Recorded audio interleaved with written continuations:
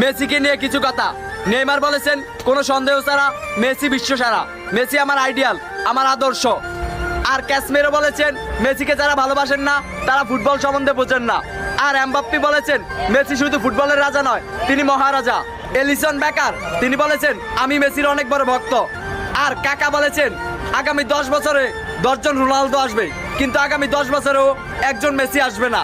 আর Beckham বলেছেন Ronaldo মেসির লেভেলেই নয়। আর রোনালদিনহো বলেছেন মেসির সাথে যে কোনো প্লেয়ারের তুলনা করা অপরাধ।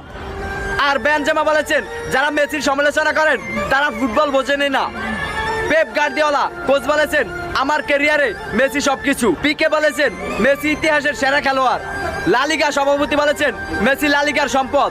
আর প্লেকে জিজ্ঞাসা করা হয়েছে মেসি নাকি রোনালদো, তখন প্লে উত্তরে বললেন মেসি। তো আই লাভ লিও মেসি। তো এই ভিডিওর মাধ্যমে কোনো প্লেয়ারকে ছোট করা দেখা হয়নি। তো যদি কোনো ভুল হয় তাহলে ক্ষমা দৃষ্টিতে দেখবেন।